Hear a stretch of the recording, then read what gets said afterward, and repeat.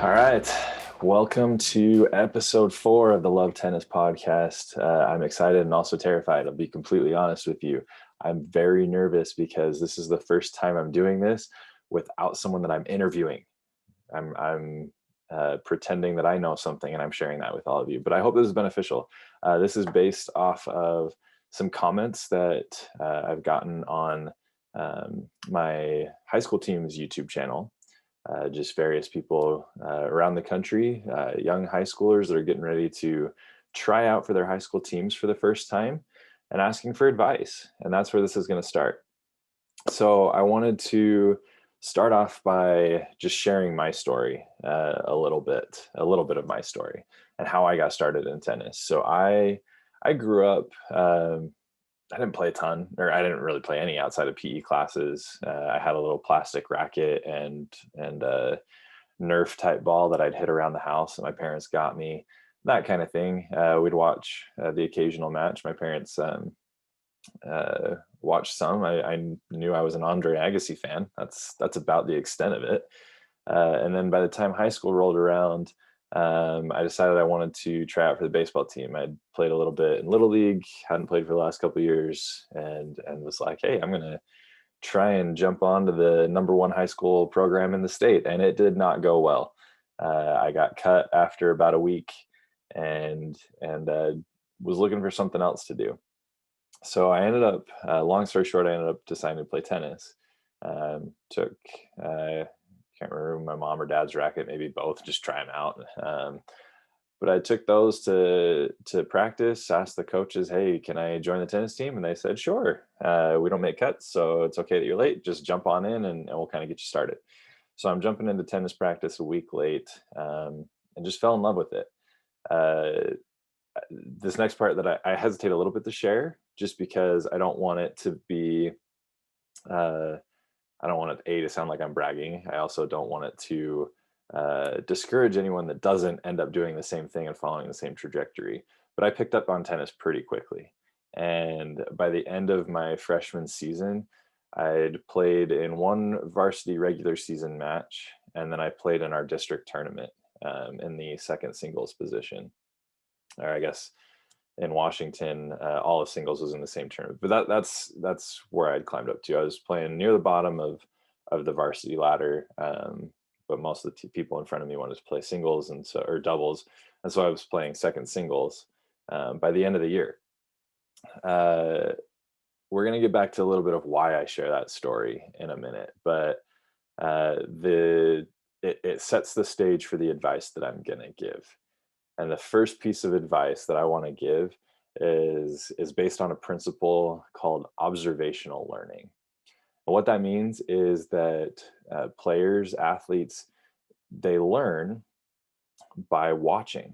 You can actually learn a lot by watching and by learning from others and learning from how they play. Uh, a lot of this is used to get technical knowledge. So how to hit the ball, how to swing, um, how to toss on your serve, how to move your feet, all those kinds of things. But it can also be used to gain tactical knowledge, where to hit the ball and when and why, those kinds of things. Early on, though, when you're just starting out, this is my first piece of advice to you. When you're just starting out, is watch. Number one, watch, observe. Before your first practice, before you go to tryouts, watch professional matches. Next week, we have the Australian Open starting. That's a great opportunity to watch a lot of tennis. If you don't have that available to you, you can always watch professional matches on YouTube. There's old matches everywhere. Some great ones to watch would be Roger Federer, Rafael Nadal, especially if you're left-handed. Watch someone like Rafael Nadal, Denis Shapovalov. Wow, I butchered that one. Sorry, everybody. Um, there's a lot of great players out there that you can watch and learn from. And the other thing is watch singles and doubles. Don't just focus on singles. That's the one that gets the most TV time. But you're probably going to actually play more doubles, especially early on in your career. And then into adulthood, when you're just playing recreationally, like I do now, the majority of the time, it's doubles that you're playing. Okay. So watch some of both. Watch some singles and doubles. Mix it up a little bit. On the double side, you'll hear me probably talk about this a lot on this show. Watch the Bryan brothers, Bob and Mike Bryan. Just type them into YouTube. You'll find several matches there, and just watch them. Watch how they move. Watch how they position themselves. Watch how they move toward the net. They come in, they take balls early. Just watch those kinds of things and just learn from them. Kind of get a feel for the game. It'll help you to learn simple things like scoring. If you've never played before, you're not familiar with tennis, you'll learn from that kind of thing as well, and you'll be able to learn um, just some of the basics of the game. The biggest thing again that you need to watch for is how they move, what they're doing with their feet, how their legs are positioned. If you can watch their lower body and the things that they're doing with their lower body and how they move on the court, you're going to learn a lot from that, and you're going to better yourself and better prepare yourself for your first day of practice. Now, when you show up to practice, continue the observational learning. Okay, continue to learn from your teammates. Learn from, especially like the varsity, more experienced teammates. Watch them. That's something that I did when I was, my coaches, and not every coach does this. Not every coach runs practices the same way, or even tryouts the same way.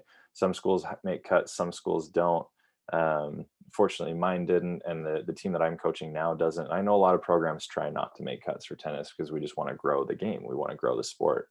Anyway, the moral of the story here is, if you have chances, maybe you're standing in the back of the line, and my coaches did a lot of, we'd stand in a line, we'd wait our turn, we'd go up and hit, and we can talk another day about how there are better ways to run a tennis practice. But I had a lot of time standing in line and the opportunity to look across the fence to the other side of the courts and see my varsity teammates practicing. And I was watching them and watching how they moved and how they positioned the racket when they hit the ball. And we were doing a volley drill. So I stepped up to the front of the line and hit a volley. And my coach, Coach Judy, he said, "You've done this before, haven't you? You've played before." I was like, "Nope." That's how much you can learn just by watching others. I was watching my varsity teammates, learning from them, and then implementing it and getting better quickly. So that's my first piece of advice to all of you, is watch tennis, watch professionals, watch your teammates when you show up to practice, watch and learn from them. Okay, number two, I kind of touched on it a little bit already, but work hard with your lower body. You're watching others, you're watching how they move. Go out there, move your feet, bend your knees, and run after everything. If you can show a coach that you are willing to run and work hard and move your feet, if your program makes cuts, if the team that you're trying out for makes cuts, you're going to give yourself a huge leg up in that situation, right? The coach is going to see your effort. Your coach is going to see that you work hard and you run after every ball. Your footwork's not going to be perfect, and that's okay. It's totally fine. There's complex movements in tennis, but if you've watched, if you've learned from others, and then you go out there and you just run after everything, if you're hitting back and forth with a partner or something and they hit a ball that's far away, run for it, try and get it, go after it. You're showing your coaches effort. You're showing your coaches that you're going to, when you get into a match, you're going to try hard to run after every single ball and fight for every single point. And as a coach, that's very valuable to me. When I see players who are willing to give it everything that they've got and to work hard and chase after every ball, that means a lot to me as a coach. That's a player I can count on in tough situations, because I know they're never going to give up. They're never going to fall and not rise again. They're never going to, there's a Japanese saying, fall 7, rise 8. This is the kind of player that I'm talking about, as someone who's constantly getting up and going after everything, even when it seems impossible, or even when you've fallen down, or whatever the case may be. But go after everything. Work hard with your lower body. Number 3, this one probably goes without saying, but listen to your coaches. Okay, your coaches are there to help you. Not just listen to them, but ask them questions. Like, don't be afraid. Like, if you're new to tennis, they know that there's a lot that you don't know. Okay, Be willing to ask them questions. Now, if you're not new to tennis, ask them questions. And the reason that that's so important is even if you're a great player trying out for your team, you're from day one fighting for a varsity spot, or maybe even fighting for the top of the varsity ladder, and you want to be the number one guy or gal from day one. If you ask your coaches questions and show them that you're willing to listen and learn from them, that will mean a lot. That will go a long way for helping you, and really mean it, okay? It's so important to listen to your coaches, no matter your experience level. And when a player comes and asks me questions, I remember my first year or two of coaching. In fact, I think it was right after my first season of coaching. One of my players was texting me all the time with questions. She just wanted to get better. She just wanted to keep working. The season was over, her freshman season was over, and she kept asking questions. She kept working. Uh, There's no coincidence that she became the all-time wins leader by the time she graduated. Okay, learn, work hard, ask questions. And by the way, that girl was playing number one doubles from the get-go. Like, she was on my varsity team from day one. So it's not like she was brand new. Like, she was asking questions very early on, even though she was already playing varsity very early on. And she was learning and constantly learning. And as a coach, that means a lot. I value that. So ask your coaches questions and really listen to what they have to say. All right, number 4 is respect everyone.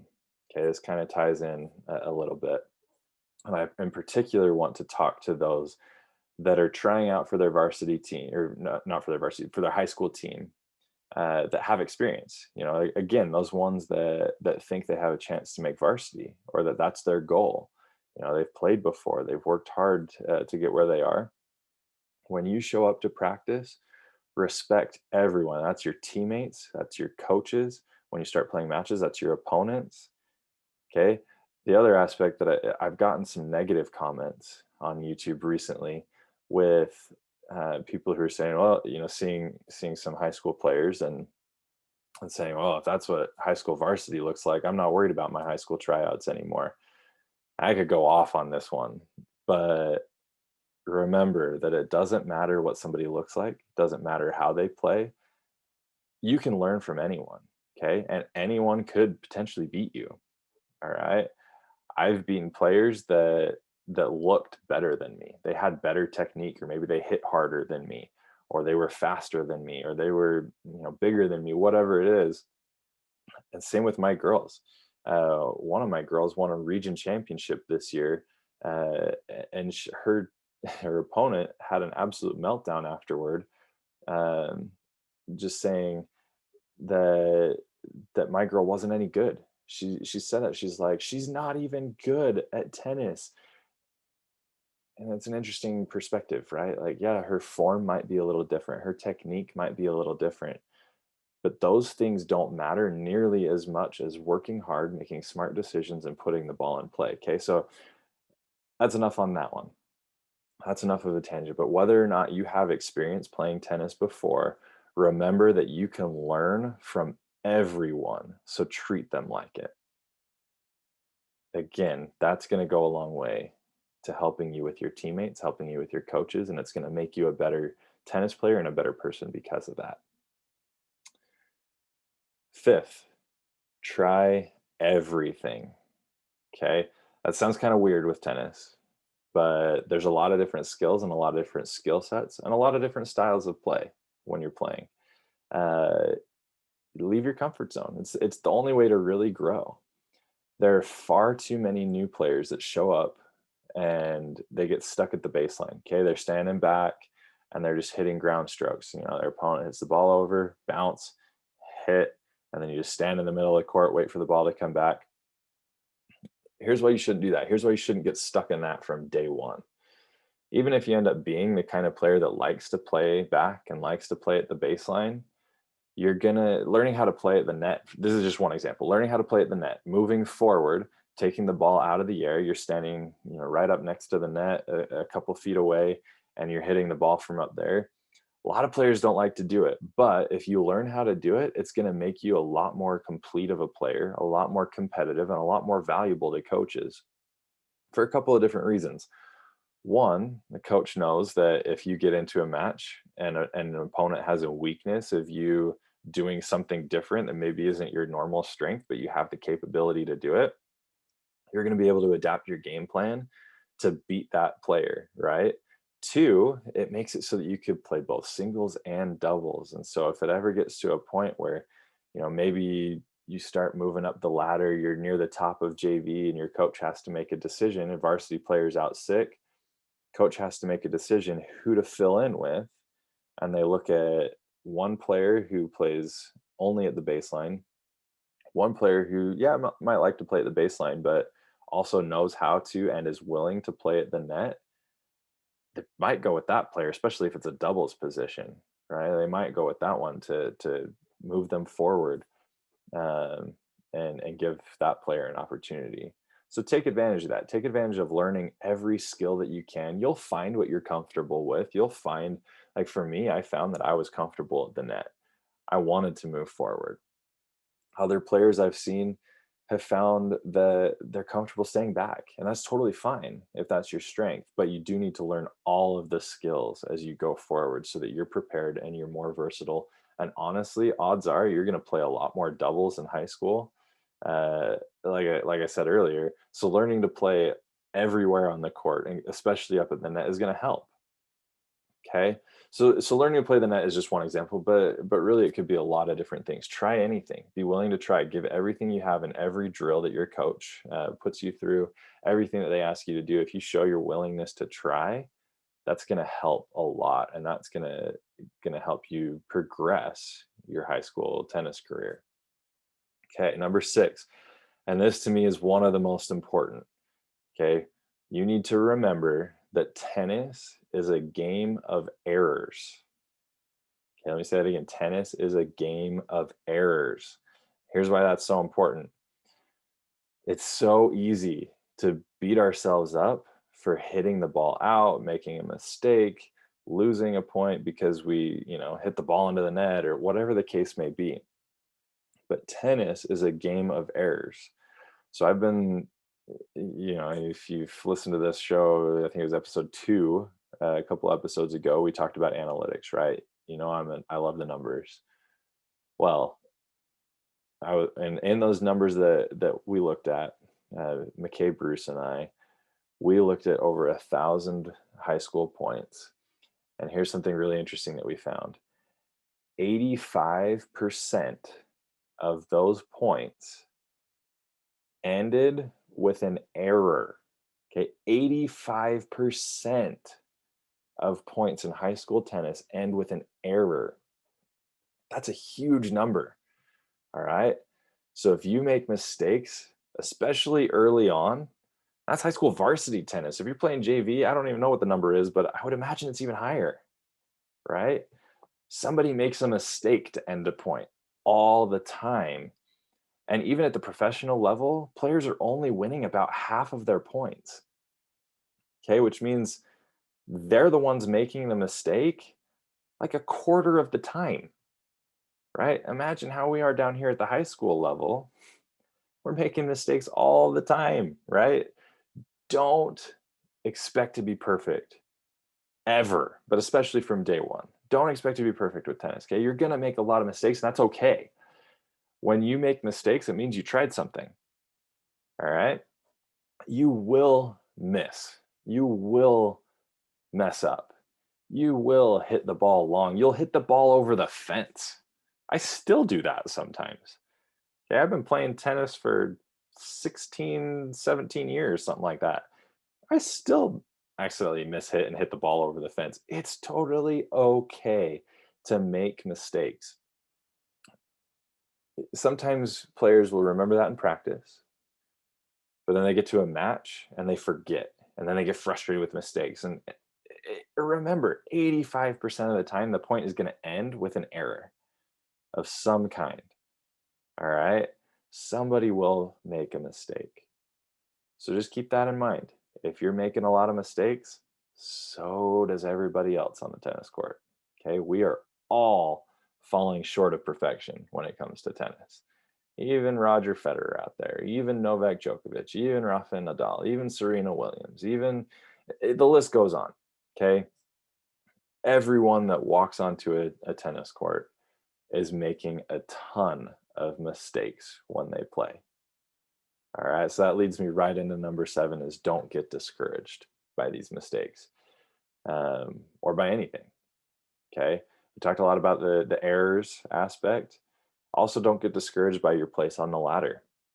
Hey, I mentioned that by the end of my freshman season, first time ever playing tennis, a couple months later, I'm playing varsity singles, right? A, my team wasn't that great. B, the great thing about this is you can keep getting better. And in most cases, tennis lineups are determined by a ladder. That's basically just your team rankings. Okay. So if you can beat the person in front of you, odds are you're going to move up. Okay. The singles and doubles thing makes it a little tricky sometimes. And sometimes a coach actually has to make a decision on who's going to be the better doubles team. But overall, if you work hard and get better, you're going to be able to keep climbing. You're going to be able to keep going. I started at the very, very bottom of my junior varsity ladder. Okay. I was the last place player on my team for weeks. Okay. And I was partnered with another player, and we worked hard, and we eventually moved up a little bit. And then I moved up even further. And like I said, I played some varsity matches. The point is, don't get discouraged by your place on the ladder. Hey, you always have a chance to improve, get better, and climb, and get to the position that you want to be in by the end of the season, by the end of your career, whatever it is. All right. Set some goals and work toward them, because no matter what your goal is, if it's just to have fun, fantastic. Go out there, enjoy your place on the team, and just work hard and have a lot of fun. If your goal is to be playing varsity, set that goal and work toward it, and don't get discouraged by where you are, because you will be able to move up if you work hard, improve. There's always a chance to get better and um, to just rise up that team ladder. Okay. That being said, you might have some setbacks along the way. Okay. You might lose to some players on your team. You might have teammates who leapfrog you on the team ladder. Okay. Maybe you were playing varsity, and then some freshman comes along and jumps in front of you. My sophomore season, we had a kid. His name was Cody. He was a freshman. He showed up, instantly the number one player on our team. Okay, he didn't just leapfrog some teammates down below. He was playing number one on our team from day one as a freshman. That's going to happen sometimes. You're going to have younger players who improve a little bit more than you. I've coached some who've qualified for the state tournament, and then they're playing JV the next season. Uh, it happens sometimes. Don't be discouraged by that. Okay. Don't give up with where you are. Don't be discouraged by anything in the sport, because if you keep working, if you keep trying, you'll be able to continue to climb and continue to improve. All right. Number 8, and my final piece of advice for anyone trying out for their high school tennis team this spring, next fall, whenever your season is. Have fun with it. Okay. Tennis is a beautiful sport. I love this game. All right. Even if I had never made it to varsity, even if I wasn't coaching now and I was just playing recreationally for fun, I just love to play. It is so much fun to get out on the court, rally with some friends, and just have a blast. Okay. No matter what position you end up with, even if you end up you're at a school who they have to make cuts. Their team is so big, they don't have very many courts. They want to keep their team small. We're in the middle of a pandemic. I know one school here in Utah who normally has 50 to 60 girls. They cut their team down to 17 this year, just because of the pandemic. Okay, so there's a lot of situations here. So even if that happens to you and you don't make the team, just go out and have fun with it. Okay, you can keep playing, you can keep having a blast with it, you can keep working. If you do get cut, work harder, come back the next year. Okay, enjoy it. This whole process is a lot of fun. The things that you're going to remember most, we talked about in I talked about this a little bit with Scott Mitchell. You can see it in one of the highlights on the YouTube channel. Eh, The thing that you're going to remember most from your careers, it's the bus trips, it's the fun with your teammates, it's the family day at the end of the season, or you're just getting together and hitting with friends and parents and coaches, and you're just having a good time. Those are the biggest lasting memories that you're likely to have from your high school career. So get out there, just enjoy yourselves as you're trying out for your tennis team. I hope this has been helpful. I hope these 8 points help as you walk onto the court, whether it's for the first time or just the first time joining your high school team, whatever the case may be. Get out there, have some fun, work hard. If you have any questions about any of these, I am happy to help. I am happy to encourage you, provide a little guidance. If you want specific professional matches to watch that you can learn from, let me know. There's so many good ones out there that you can watch and uh, learn from here. So again, I hope this is helpful. Good luck this season. Good luck to anyone who's trying out. Let me know how it goes.